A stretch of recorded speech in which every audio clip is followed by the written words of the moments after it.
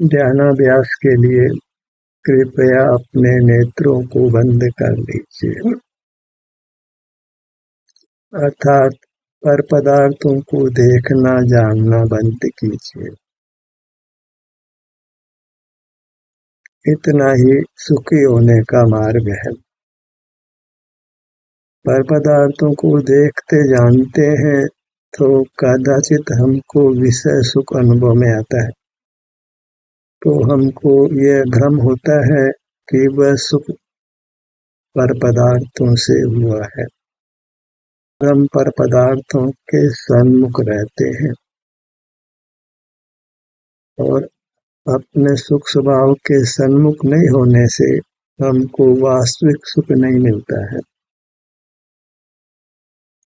सारे संसारी जीवों की दशा एक श्वान की तरह है कि वह हड्डी चबाता हुआ ये मानता है कि मैं हड्डी को भोग रहा हूँ। यथार्थ में हड्डी चबाने से उसके मसूड़े छिल जाते हैं, उनसे रक्त निकलता हुआ जिह्वा के माध्यम से पेट में जाता है, तो अपने खून के रस को पीता हुआ ये मानता है कि मैं हड्डी को भोग रहा, जबकि वह अपने स्वयं के रक्त को भोग रहा है। ऐसे ही परलक्ष्य में हमको ये भ्रम होता है कि हम पर को भोग रहे हैं, जबकि उस समय उत्पन्न हुई हम अपने विषय सुख के पर्याय को ही भोगते हैं और उससे हम नूतन कर्मों से बंध कर दुखी होते हैं।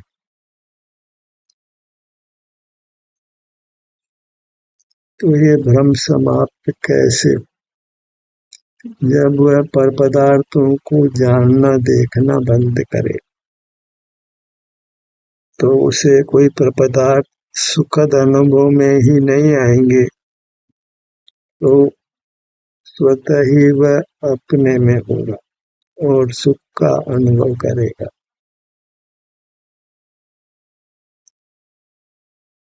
जब पर पदार्थों से सुख नहीं होता है, न उनके जानने से सुख होता है, तो जीव स्वयं ही पर पदार्थों को देखना जानना बंद करता है, तो उसे रागादिक दोष उत्पन्न नहीं होते, वह वीतराग होता है, अपने सन्मुख होता हुआ सुख का अनुभव करता है। मोक्ष का मार्ग इतना ही है, जितेंद्रिय होना, अर्थात मूर्त पदार्थों को देखना जानना बंद करना। मूर्त पदार्थ देखने जानने में आते हैं, तो देखना जानना ही बंद करना है, तो यह निर्धार ही जीव नहीं कर पाता है। प्रगट ही वह मूर्त पदार्थों को भोग सामग्री मानता है, उनसे सुख होना मानता है, तो वह सतत मूर्त पदार्थों को देखते जानते हुए रहता है। हमारी स्थिति देख लें कि हम सदा ही मूर्त पदार्थों को देखते जानते रहते हैं, उनके संबंध में रागादिक परिणाम स्वतः उत्पन्न होता है। नाना विकल्पों की उत्पत्ति स्वयं होती है और हम आकुल व्याकुल रहते हैं, अपने सन्मुख नहीं होते हैं। अपना स्वरूप एक आकार वाला है और सुख स्वभावी है।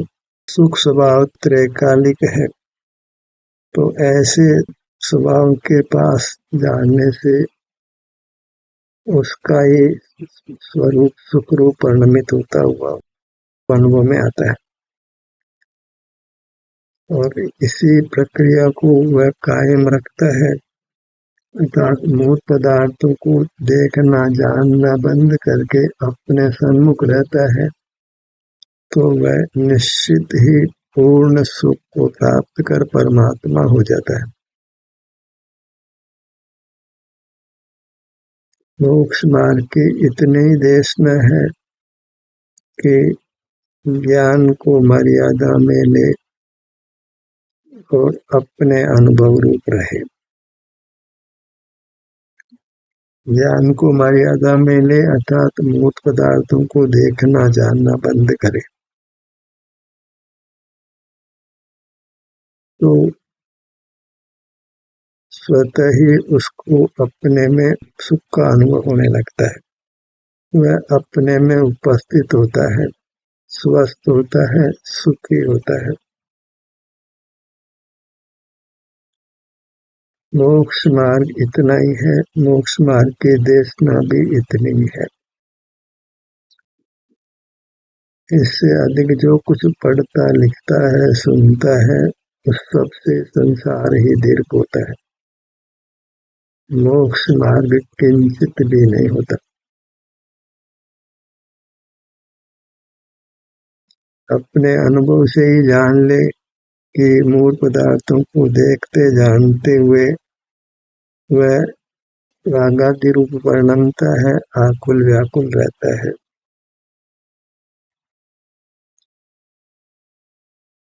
पर जब आप ही जगत के पदार्थों को जानना छोड़कर अपने अनुभव रूप होता है, तो अनुपम सुख पाता हुआ यह भी जान लेता है कि अब मैं मूर्त के बंधन से मुक्त हो जाऊंगा, पूर्ण सुख को पालूंगा। अतीन्द्रिय सुख का अंश जब जीव अनुभव कर लेता है, तो उसको ये विश्वास आ जाता है कि अब ये पूर्ण सुख रूप होगा। जब बीज का अंकुर फूट जाता है, तो हम ये जान लेते हैं कि ये वृक्ष बनेगा।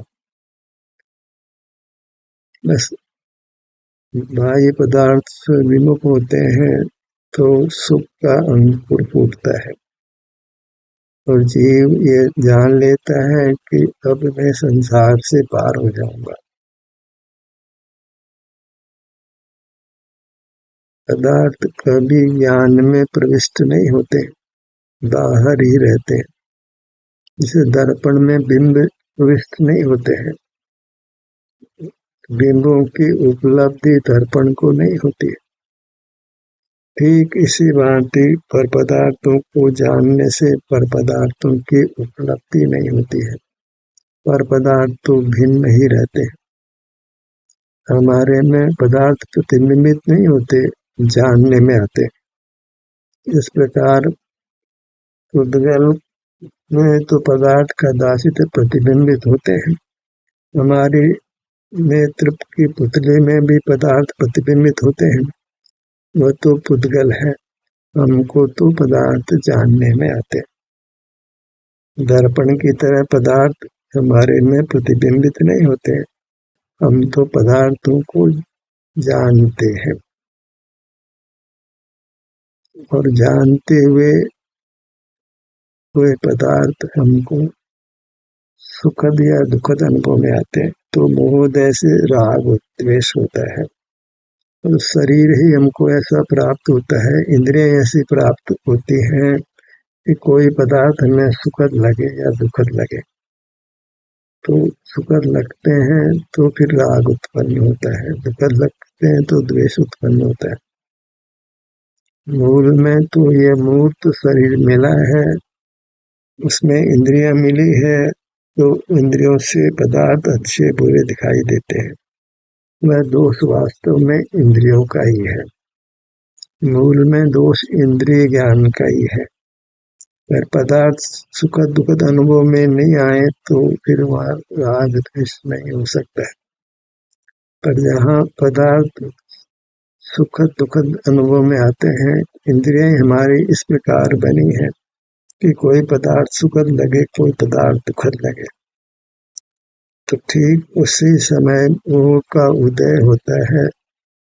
जो पदार्थ इससे सुख रूप लगे, हम निरंतर उनको अपने पास चाहते हैं ताकि उससे सुख की निरंतरता हो। उसी को राग कहते हैं। और उस पदार्थ की प्राप्ति में कोई बाधक हो तो उसके प्रति हमको द्वेष होता है। उस पदार्थ को हमने पा लिया है, वह मेरा हो गया है, ऐसा ममत्व भाव हो जाता है।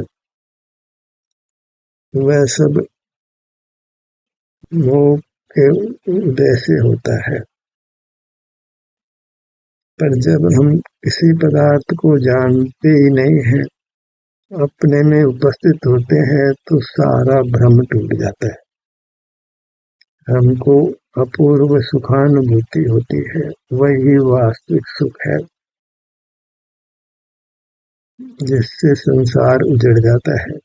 दुख ही मूल से उजड़ जाता है।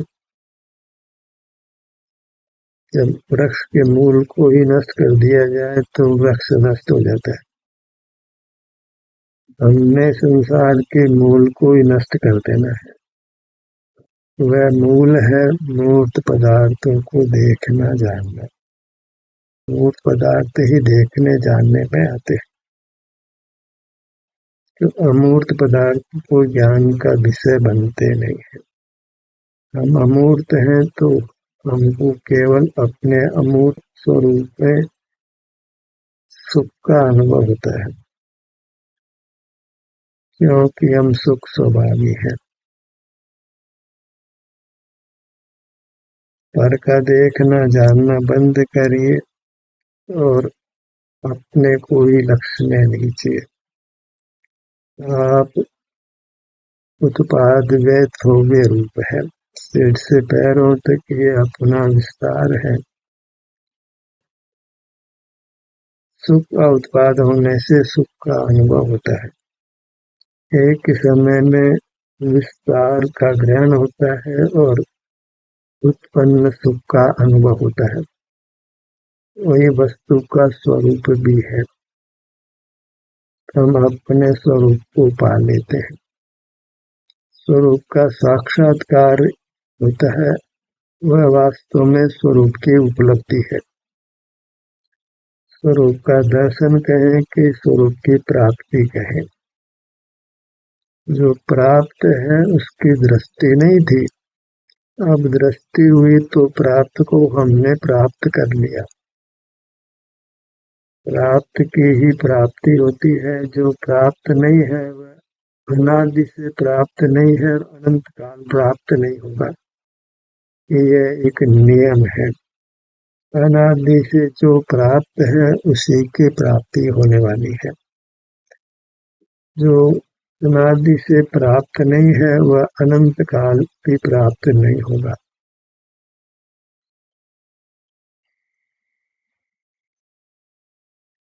तो प्राप्त तो हमको अपना अमूर्त शरीर ही है। मूर्त शरीर तो प्राप्त नहीं था और अब भी छूटने ही वाला है। तो भले ही छूटे, उसके संग से कोई सुख नहीं है। उसके संग से जानना होता है, शरीर में वेदना होती है, तो उसका संग तो अच्छा नहीं है। मृत्यु को ही हमने छाती से लगाना है, अर्थात को चलाकर मरना नहीं है। पर मृत्यु आवे तो उसको महोत्सव के रूप में ही देखना है, कारण कि उससे हम इंद्रियों से मुक्त होते हैं। मूर्त पदार्थों के देखने जानने से मुक्त होते हैं। मूर्त शरीर ही नहीं हो तो मूर्त शरीर का घात भी कैसे होगा और दुख भी कैसे होगा। तो मूर्त शरीर से मुक्त ही होना है। मूर्त शरीर से मुक्त होने का नाम ही मरण है। जन्म तो मूर्त शरीर को प्राप्त कराता है। तो जन्म तो दुख रूप है और मरण सुख रूप है। वास्तव में हमको जन्म महोत्सव नहीं बनाकर मृत्यु महोत्सव बनाना है। इसी में हमारी बुद्धिमानी है, समझदारी है। मूर्त शरीर का पाना तो दुख का कारण है, तो मूर्त शरीर का छूट जाना वह सुख का कारण है। तो इंद्रियां जाती हो, इंद्रियों के साथ इंद्रिय ज्ञान जाता हो, इंद्रिय सुख जाता हो, संयोग में जो पदार्थ वे जाते हो, तो सब भले अभी जाएं, उससे मुझे क्रंच मात्र भी दुख नहीं है। और अपना योग तो होता ही नहीं है, अपनी दृष्टि गई थी सो दृष्टि को अपनी ओर ले आना है। संसार कितना जितना पर सन्मुखता है, मोक्ष कितना जितना स्व सन्मुखता है। जहाँ पर सन्मुखता है वहाँ भ्रम है। कोई इंद्रिय ज्ञान में रहे और क्या सम्यक दर्शन होगा, मिथ्यात्व का अभाव होगा, मोह पर जीत होगी तो वह केवल कल्पना मात्र है। इंद्रिय ज्ञान में खड़ा हुआ जीव कभी मोह से मुक्त नहीं हो सकता है, न दर्शन मोह से न चारित्र मोह से। ज्ञान में खड़ा हुआ जीव निर्मोह नहीं हो सकता है, मोहित ही होता है, रागी द्वेषी मोही होता है, कर्म बंधन को पाकर दुख का ही अनुभव करता है। बाहर का देखना जानना बंद करने का अभिप्राय बनाइए। जैसा अभिप्राय होता है वैसी वृत्ति स्वयं होती है।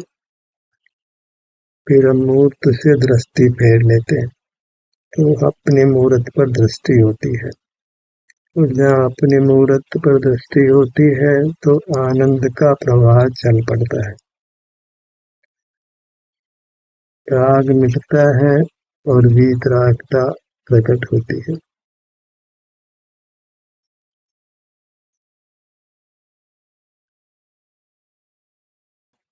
कर्मों से मुक्त होने का मार्ग ज्ञान से मुक्त होने का मार्ग है।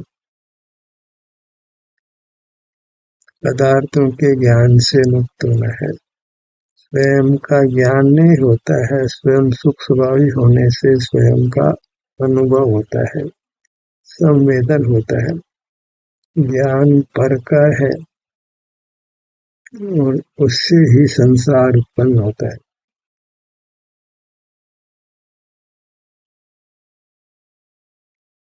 पर को जानने से ही हम मान रहे हैं कि हम पर को भोग रहे हैं, ये स्वतः ही उपजता है।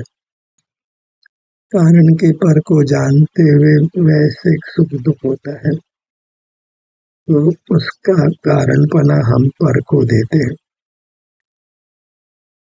कारण के उपादान की दृष्टि नहीं है तो स्वतः ही निमित्त की दृष्टि होती है। निमित्त की दृष्टि व पर की दृष्टि है। निमित्त नाम पर का है और उपादान नाम स्वयं का है। तो इंद्रिय ज्ञान है वह निमित्ताधीन हुआ, पराधीन हुआ, वही दुख का हेतु है। इंद्रिय ज्ञान पराधीन है, नैमित्तिक है, औदिक है, निंद है, मोह का उत्पादक है, संसार का उत्पादक है। सकल ही ज्ञान इंद्रिय ज्ञान रूप है, इसलिए ज्ञान मात्र निंद है। कोई अपने को ज्ञान मात्र मानते हैं तो वे वास्तव में अपने को दुख मात्र ही मानते हैं। जहाँ ज्ञान है वहाँ मोह है, जहाँ मोह है वहाँ बंधन है, जहाँ बंधन है वहाँ दुख है। यह संकल्प करना है कि मुझे मूल पदार्थों के देखने जानने पर नियंत्रण लगाना है।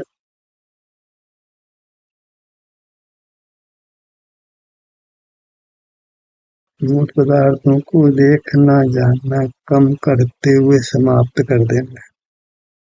जानना को समाप्त करना है, वही परमात्मा होना है। जो ज्ञान रहित हुआ वह कायस्थ हुआ, अपने में स्थित हुआ, स्वस्थ हुआ, मूर्त के बंधन से मुक्त होकर परमात्मा हो गया। अपने मुखमंडल को लक्ष्य में लीजिए।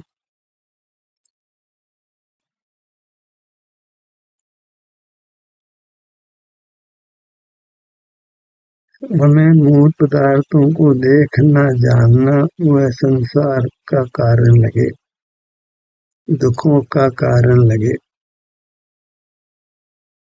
जहाँ इंद्रियां खुली है वहाँ दुख खुला है, आता ही रहता है, उससे हम मुक्त ही नहीं हो पाते। एक दुख मिटता है और अनेक दुख उत्पन्न हो जाते हैं। जहाँ ज्ञान नहीं है वहाँ सुख है, और वह अतीन्द्रिय है, स्वाधीन है, अमृत रूप है, क्योंकि उससे जीव अमर होता है, निर्वाण को पाता है। और जो अंदर में परमात्मा रूप था वह व्यक्त हो जाता है। अंदर में मन स्वभाव से वह परमात्मा ही था, व्यक्त रूप नहीं है, तो वह पर्याय व्यक्त हो जाती है। जीव सुख स्वभावी है, अनादि से है, पर पर्याय में दुख रूप है, सुख व्यक्त नहीं है, क्योंकि वह इंद्रिय ज्ञान में जी रहा है, अनादि से जी रहा है। अब जब वह इंद्रिय ज्ञान का निरोध करे तो समझिए कि उसने मोक्ष मार्ग में पदार्पण किया, अर्थात सुख के मार्ग में पदार्पण किया।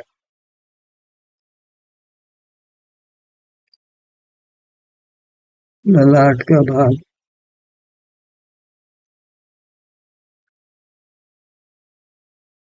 भूमध्य, दोनों नेत्र, दोनों कान, दोनों नथुने, दोनों होठ, दोनों गाल, ऊपर नीचे की दोनों दंत पंक्ति,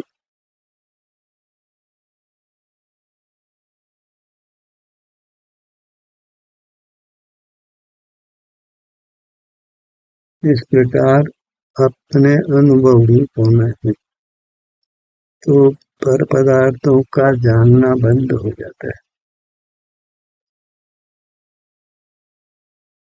जीव निर्बंध होता है, परमात्मा होता है, शाश्वत उत्तम अतीन्द्रिय सुख पाता है।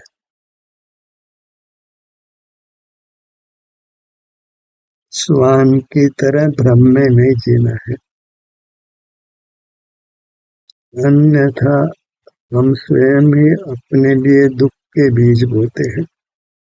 स्वान स्वयं ही हड्डी को चबाता हुआ अपने जबड़े चिढ़ाकर दुखी हो रहा है।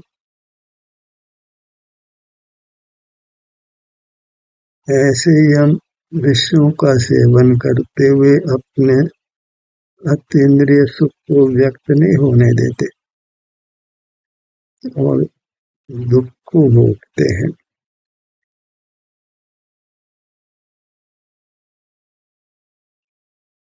गर्दन के भाग पर आइए।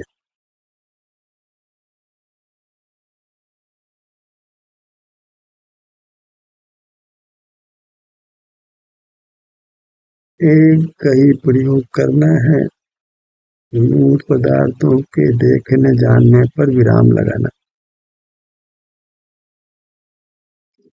तो हम सुख का अर्जन करते हैं और दुख का नाश करते हैं।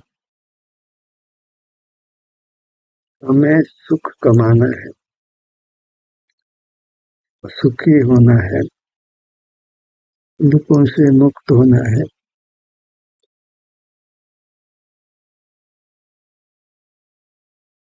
इसके लिए पर पदार्थों को जानना बंद कर अपनी मूर्त के अनुभव रूप रहना है।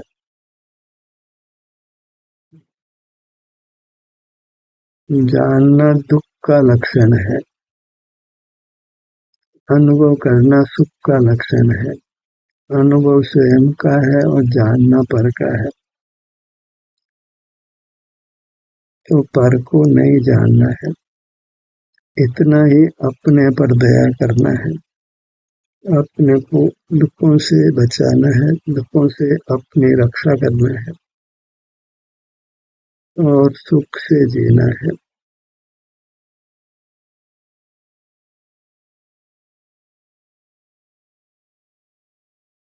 दाहिनी भुजा पर आइए, बाएं भुजा पर आइए। ज्ञान से छूटकर हम अपने शरीर पर ही आते हैं, क्योंकि हमारा शरीर सुख स्वभावी है, तो अपने शरीर से युक्त होने से सुख का अनुभव होने लगता है। बिना किसी बाह्य पदार्थ का सेवन किए हुए हम सुखी होते हैं। दाहिना पैर,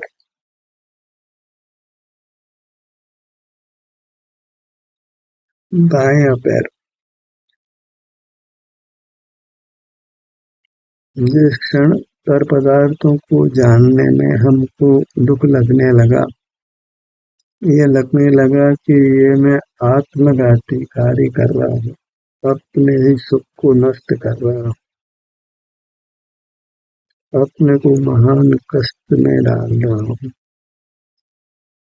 अनिर्वचनीय दुखों में डाल रहा हूँ।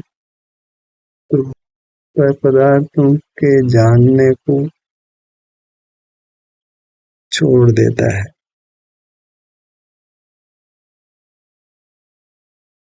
एक ही कार्य दुख का कारण है, वह हमारा पर पदार्थों को अर्थात मूल पदार्थों को जानना है।